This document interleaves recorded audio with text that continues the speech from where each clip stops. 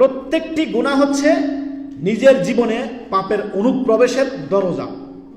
যখনই মানুষ আপনার গুনাহ করে, শয়তানকে নিজের ভিতরে প্রবেশ করায়, অর্থাৎ শয়তানের খুব প্রবৃত্তির পূজারী হয়, শয়তানের আনুগত্যশীল হয়ে যায় মানুষ যখন গুনাহ করে। এই জন্যই তিনি বারবারই উদাহরণ দিয়ে বলেছেন যে কোনো গুনাহ হচ্ছে তাওহীদ পরিপন্থী কাজ।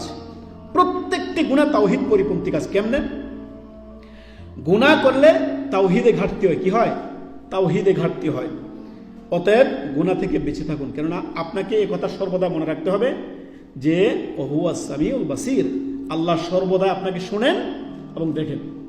তো আল্লাহ যখন সর্বদা আপনাকে শুনেন ও দেখেন, আপনি যদি এই আকীদা আপনার মধ্যে লালন করেন যে রব্বুল আলামিন অবশ্যই আমাকে দেখেন, তাহলে আপনি গুনাহ করতে পারেন? মোটেও না। সেটা আপনি ঘরের ভিতরে একা থাকুন, কিংবা বন্ধু মহলে থাকুন, কিংবা আপনি হাটে থাকুন, কিংবা বাজারে থাকুন, কিংবা আপনি পৃথিবীর যে কোনো প্রান্তে চলে যান, আপনি যদি এই নিয়ত রাখেন যে আমার রব আমাকে সর্বদাই দেখছেন, তাওহীদ, সুবহানাল্লাহ, তিনি রব্বুল আলামিন সর্বদা আমাকে শুনছেন এবং দেখছেন, তো আমি কিভাবে গুনাহ করতে পারি? এই জন্যই প্রত্যেকটি গুনাহ হচ্ছে তাওহীদ পরিপন্থী কাজ। অতএব আমরা তাওহীদ পরিপন্থী কোনো কাজ করব না। সর্বদাই গুনাহ করার পূর্বেই খেয়াল রাখতে হবে আমার রব দেখছেন, তিনি শুনছেন সর্বদাই। ওহুয়া সামিউল বাসির, আল্লাহ দুটি সিফাত, তিনি শুনেন এবং দেখেন। অতএব আমাদেরকে গুনাহ করার ক্ষেত্রে অবশ্যই এই বিষয়গুলো মাথায় রাখলে গুনাহ নিজের জীবনে কমে আসবে।